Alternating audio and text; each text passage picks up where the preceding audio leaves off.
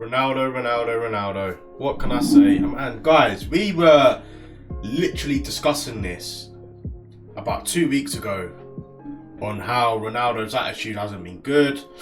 Yes, he hasn't been informed, but again,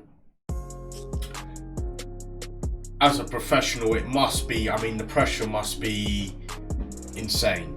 I only know coming from just playing football in general, when things do happen in your life, you don't feel like playing, you lose form, because I would say, man, football, with any sport, it's more psychological than it is the physical. It doesn't matter how good you are as an athlete, and Ronaldo, again, at the age he is for certain a very strong athlete. However, psychologically, it affects your game, man, and it can affect your attitude towards other members of staff, players.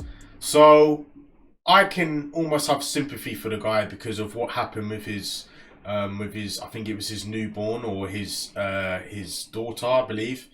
That was a very emotional time for him, I'm sure, and his family. So, again, people don't really know what goes on behind the scenes. However, I personally believe, as a true professional, and I'm not a professional, but surely if you're being paid £500,000 a week, you're at one of the biggest clubs in the world, you're one of the best players of all time to ever grace the football pitch, you should lead with honour, dignity, no matter what circumstances. No matter the circumstance, you need to be a role model for the club. You need to be a role model for your teammates, the young players that are coming through the academy. So many people look up to Ronaldo. I'd probably say Ronaldo has more of a bigger influence than Messi. Even I believe Messi is by far a better player than Ronaldo when it comes to professionalism and just being on the field. That's just my opinion. But Ronaldo has way more of a bigger influence to young kids, players that come through the academy. People are doing his celebrations when they score. I don't think sometimes he realises how much of an influence he is. And when he does stuff like this, it just wrecks and ruins his legacy as a player, as a human, because now I see him completely differently. I used to see Ronaldo when he was at Man United, Real Madrid, Juventus, when he was playing for Portugal. This guy, the goals he was scoring, the celebrations, the mentality this guy had to get hat-tricks, to score goals, he was hungry, he was a beast. But now, seeing this side to him saying, it's the owners, it's this person in the media, it's that person who I'm playing with, making all these excuses. I just see him in a completely different light now. But anyway, guys, let me know what you think of Ronaldo in the comment section, and we will get to that. Let's get straight into this video. The owners of the club, they don't. The Glazers. The Glazers, they don't care about the club. Professional sport. As you know, Manchester is a marketing club. They will get his money from the marketing. The sports. What? They don't really care, in my opinion. You ever talk to them, the Glazers? Never. Never? Never. Not since you've gone back? No. They give all the power to the president, the sport directive. A lot of Manchester United fans are very negative about the Glazers. They think they're taking all the money out and not spending enough on players, on the infrastructure issues you talked about. Do you think the fans are right? The fans, they're always right. I think the fans should know the truth. Should know that the players, we want the best for the club. I want the best of the club. This is why I'm coming to Manchester United. This is why I love this club. But you have some things inside the club which don't help to Manchester reach the top level, as City, Liverpool, and even now Arsenal, for example. Which is complicated. It's difficult. It's hard. In my opinion, it will be hard for Manchester to be in the top of the game the next 2-3 years. One of your biggest critics has been, and I'm surprised about this, Me too. Wayne Rooney, for example. who you played with for many years very successfully. and we're good friends with him. See, Piers Morgan loves these kind of questions, but you know what? They have a good relationship, and I don't think Piers Morgan called Ronaldo up and went, "Look, I want to interview you about this story." I think Ronaldo called Piers Morgan up and said, "Look, you need to interview me. I need to get all these emotions off my chest, man." And this is exactly what he's doing. And yet, all this year, And why has he not done it during the season? Why has he done it at the kind of, because now the World Cup's here, there isn't going to be any more Premier League football for a while now. The World Cup's around the corner. He knows that he ain't going to be going back to Man United. He's going to be going off to Portugal. He's going to be going off with the Portuguese team. Why now? It just for me, I sense I don't want to play for Man United. I want to leave the club. I want him to cancel my contract. I want him to rip my contract up, because why would you be doing it just before the World Cup? It's almost like you're giving the owners, you're giving the club a decision to make now, because there isn't going to be any more Premier League football. Manchester United aren't going to be playing any more games because of the World Cup until we resume and we come back after the World Cup. But you know, for me, he's kind of sending a message out saying, you know what, I don't want to play for you guys anymore. I don't want to play for the club.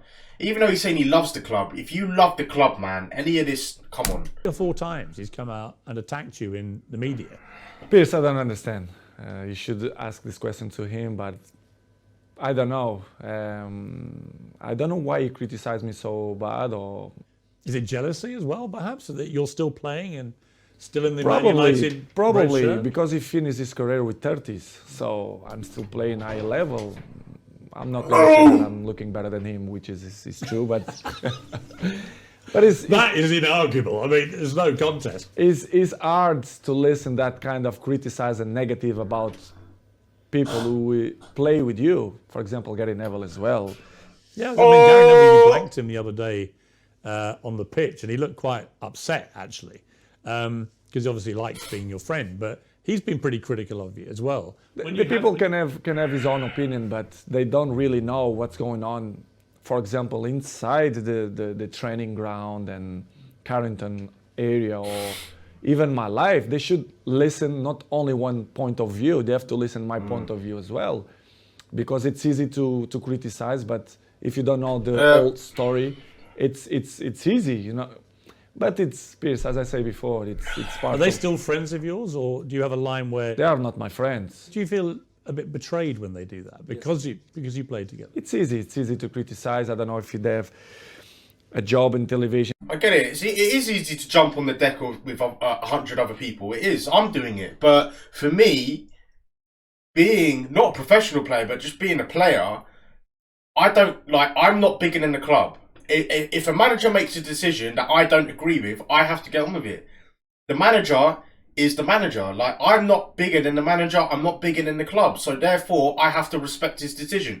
If I have a problem with his decision and I feel like he's made the wrong one, like, for example, not putting me on the field, then I would arguably, talk to him after the game, say, look, I don't agree with the decision you made. Sometimes I don't even have to do that. Sometimes I know for a fact in myself that I have to stay true. I have to stay professional. Even though I'm not pro, but I have to have a positive attitude, because it's not about me. It's about the club. It's about the team.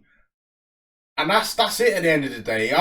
Football is a team sport. If you don't want to be a team player, then you should play tennis, go and play ping pong, go and play golf, go and play a sport that requires just you and your own. But you can't act as if you're bigger than the club and the team. Like, yeah, you're the greatest player, one of the greatest players to ever live, but you still have to carry yourself with that positive attitude and be a role model to these people. Like, you can't be doing this, because now kids, younger boys or girls that are coming through these professional academies will see Ronaldo, and if they see Ronaldo as a positive or a role model in their eyes, they will do the exact same thing. He doesn't understand the influence, the impact that he has doing this. That they must criticize to be more famous. I really don't understand. Do you think they use your name a bit to get attention? I think they take advantage of that because they are not stupid. And I really understand, and I have to carry on with my life with criticize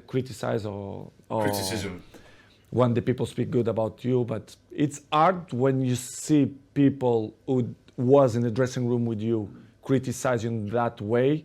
It must hurt It's you. not good. Yeah. Yes, I did, but A bit. not hard. I'm not gonna be more slim. I'm not gonna sleep bad because of the criticize. But it's not good to listen that. Disappointing. Oh, there you go. But again, look, listen. Ronaldo, yeah? Do you really think, like, all these criticisms and negative things that people are saying is going to hurt him? Like, he don't care. Like, he's one of the greatest players to ever live, grace the field. He's won Ballon d'Ors. He's won way more trophies than any of the players he's talking about. Like, Wayne Rooney was a great quality striker, probably one of the best strikers to ever play in the Premier League. However, he did end his career early. Ronaldo does look better than him. Ronaldo's won Ballon d'Ors. Wayne Rooney hasn't. Gary Neville, I mean, come on. Very average player, in my opinion. Don't get me wrong, he's a great pundit and his football IQ is top notch, but he weren't the best player at Man United.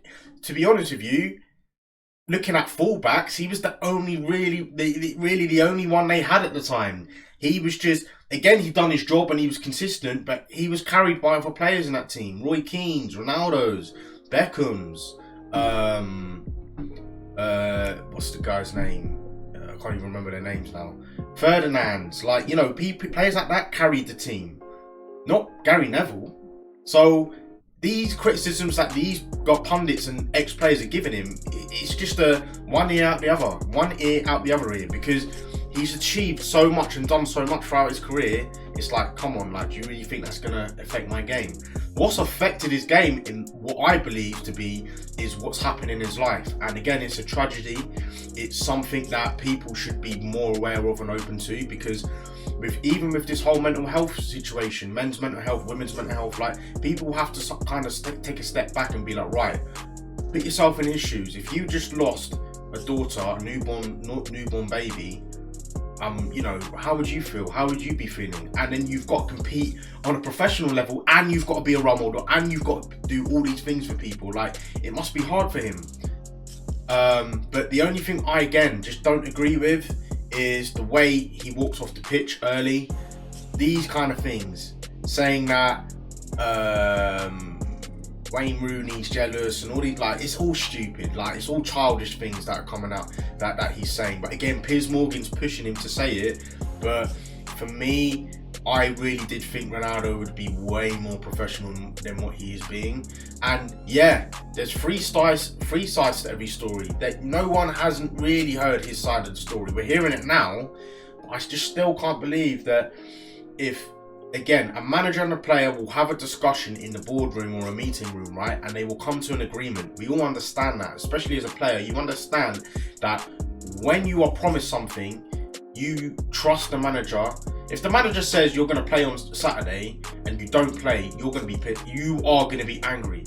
And if you're a player with massive ego, like Ronaldo, you will get annoyed if you're promised that. I don't know whether what's happened in that boarding room with him and the manager. I don't know what was promised, what was discussed. But obviously Ronaldo's not a stupid guy. Like, he's been everywhere in the world, played at the highest levels. So, you know, he knows his expectations. He obviously knows, or there's something that's happened within the boardroom or him and the manager. Something's not right there. Something's happened for him to react like this. But again, you still have to be a professional and still stick it out. If you don't want to be at a club, go behind the scenes, talk with the manager, talk with the boardroom, do it through proper channels. Don't start saying all these things, because you just look unprofessional and you ruin your legacy like he's doing right now.